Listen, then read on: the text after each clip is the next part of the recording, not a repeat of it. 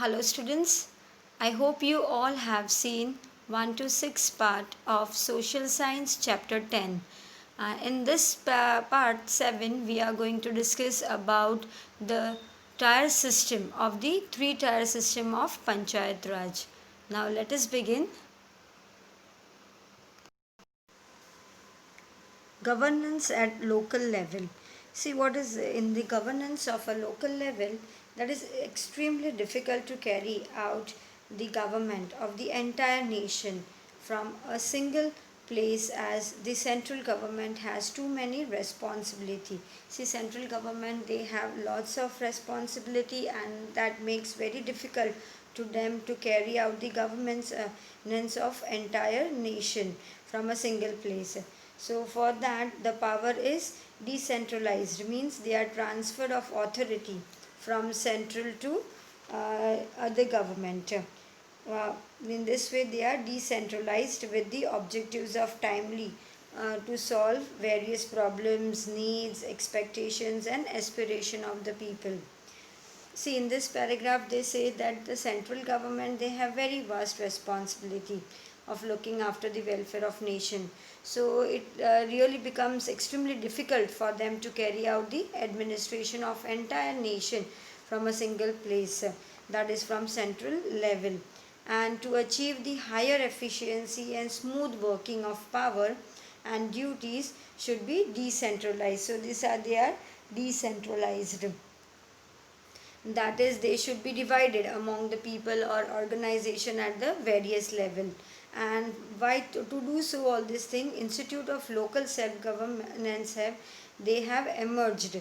What the administration of village, town or city, that is carried out by the representative of people, and they are elected by local, in the local institution or organization, and that is called the institutes of local self governance. And for the administrative efficiency of geographical region, where there is a geographical region to carry out the administration efficiently, the responsibility and the functions, all of them of the government, they are divided into this local institution. And similarly in municipality, municipal corporation, etc., are the institutional of which are the institutions of local self governance at urban area. And the decentralization of power to solve problems of people, to solve solve the problems of people and satisfy their need, expectation and aspiration, that all should be looked after properly. And in 1992, in the entire country, similar Panchayati Raj and urban institutional of local self-governance came into existence in the year 1992 in the entire country, that Panchayati Raj and urban institutions of local self-governance that came into existence. And now we will see is the 3 tier structure of the Panchayati Raj. See what are the 3 tier structures of Panchayat Raj. A. Institutions of local self-governance at the rural level. See, Gram Panchayat, Taluka Panchayat and District Panchayat. District Panchayat is an administrative structure. They are administrative, and all the organization, each organization is mutually joined. See, from all, each are mutually joined to each other from top to bottom. And all these level of Panchayati Raj, they are in order that the local development that takes place, the task, schemes and the welfare oriented programs, they all are carried out efficiently. And this organization, they are providing with required fund also and means. See, there is a chief of district panchayat, and where your chairman of various committee of the district panchayat, whereas the administrative head is the district development officer, that is DDO, and the main office of district panchayat is situated at the district headquarter. See what they are saying in this, the administration, that the Panchayati Raj. See, Panchayati Raj is a system of governance in which Gram Panchayat are the basic units of administration, and it is the oldest form of governance. And in India, the Panchayati Raj was formed formally established in the year 1992 by 73rd and 74th amendments in the constitution. And what this gave a legal, they gave the status, legal status and proper form to institution of local self-governance. And the 73rd amendment was there of the constitution, what they brought about rural institutions of local self-governance. And whereas 74th amendment was there, that was about urban institutions of local self-governance. And these organizations, they are classified into three tiers or level, that is gram panchayat, that is village panchayat, that it is formed at village level. The second one is panchayat samiti, that is taluka panchayat, that is at taluka level, and jilla parishad, that is district panchayat, and that is at district level. And the three tiers of urban institutions of local self-governance, that we'll see afterwards. And see, similarly the leaders, see, all the leaders who are elected at the wings of taluka panchayat, they are called presidents, and the head of administrative wings is called the taluka development officer. See, the leader of taluka panchayat is called president, and the head of the administrative wing who is there, that is called taluka development officer. And the lower level, that is sarpanch, is the representative elected by the people. He is elected by the people and the also by the administrative head, in what is the talati cum minister, and the administrative head of his is talati cum minister, and he handles what the administration of panchayat. And the village in which the election and the sarpanch are unanimously elected are declared as samras village, and they are honored by a prize. See, they elect as a samras village, and they are also honored by a prize. See, the under the panchayati raj, that we had a talk, that the central panchayati raj, the power of central government, they are decentralized up to village level, and each village level they have then would be responsible for its own welfare. And the term of this the term of such vision was swaraj, or say self governance, self rule.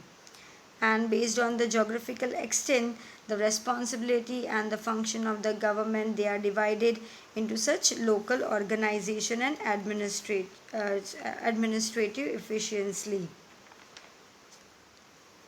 See, in this flow chart you can see about in Indian constitution. See, second organs of the government, executive, two types are there. They are central level and the state level, and institutions of local self.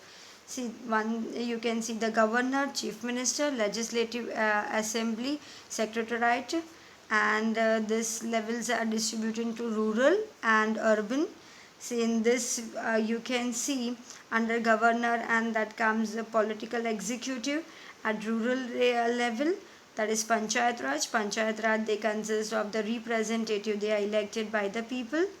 And the next set of the administrative executive. See, we had earlier discussed about the political executive and administrative executive. In administrative executive, it comes officers at rural level, and also the administrative employees. And see, the president, that is a political, under that comes under the political executive, president, vice president member, and the president, vice president member from taluka, from district, and from gram panchayat, that sarpanch also, deputy sarpanch. And in this administrative executive, we find in the district panchayat is a district development officer, taluka panchayat is a taluka development officer, and gram panchayat is talati cum minister. Now we'll see is the urban institute of self-governance. See, I had earlier discussed that as per the 74th constitutional amendment, that is based on the urban areas were provided with the urban institute of self-governance as per the population of the country. What were the population of the country of that area? See, at first level there is a municipality, and at the second level is municipal corporation, and the third level is Mahanagar mega city nigam. See, first level comes at the first level is municipality, second municipal corporation, and the third is Mahanagar mega city nigam. All these three comes each after that, and in all these three wings of the urban institute of self governance, a mayor is elected from the majority wing. See, from the majority wing, a mayor is elected from that, and apart of this also there are chairmen of various committee and corporation as per the ward. At the different ward there are chairmen and the corporations. See, ward wise they are reservations.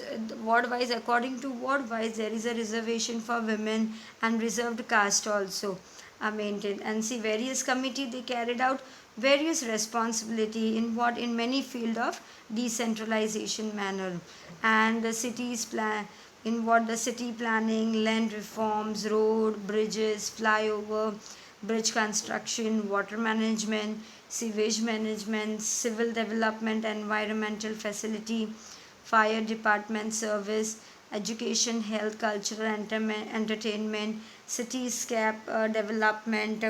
See, all these things are being carried out in the Urban Institute of Self Governance, and they all are managed by the fund that is collected from the people, under which public private partnership, that is called PPP, as well as the taxes also are being collected from the people, and the government grant also. And all these administrative heads are there of the municipal corporation. They are known as municipal commissionary, and under him there is a zonal head. One zonal head is there, heads, that is having a technical and administrative knowledge, who is having all the technical and administrative knowledge, and the various officers. And when a cordial relationship that is established between the elected wings and administrative wings, then all the work, that many works can be carried out related to the welfare of the people. All they are discussed about the welfare of the people. See what we read in this, that about the local self government governance in the rural institution. And then last one is a judiciary. See, the Constitution of India, that has accepted the ideas that all the citizens should get social. See, the judicial system is what, that is, the judicial is the third important and the foremost organ of the government, and the legislative frame the law, of the executive implements the frame law, and the laws are broken, and then the judicial system, they impart justice and maintain the law and order. See, as per this Constitution of India, that all the citizens of India should get social, economic, and political justice. By doing so, we can create a fair and social order, also equal order. See, judicial system, they see that if a citizen that who breaks a law, then he is either punished or fined. And judicial system is also checked. They are also being checked by whether the laws they are in accordance with the provisions of the Constitution, and if not, it can nullify the law also. And the power of judiciary has been divided between the center and the state, and it is a responsibility of judicial system to see both the central and the state government, and to carry out their work very honestly and sincerely without interfering in each other's work. See, if disputes arise between the center and the state, then they are settled by whom? By the Supreme Court. And the Indian judicial system, that is continuous and linear. See, at the top, at the central level is a Supreme Court, and at the middle, at the state level, there is a High Courts, and at the bottom level, there are trial courts, civil courts, criminal courts, and various subordinate courts. And the judiciary is independent in its functioning, neither executive nor legislative. They can interfere in its work. And the independent nature of judiciary what they assure justice without bias or influence. See, all these is conceived in the judiciary. And see, if the federal system, they have the power and the functions of dividing among the United States and center, it is a function of the judicial system to see all that the central and the they said state government, they carry out their work without interfering on in each other's work. And I hope you all have understood all these things. Thank you.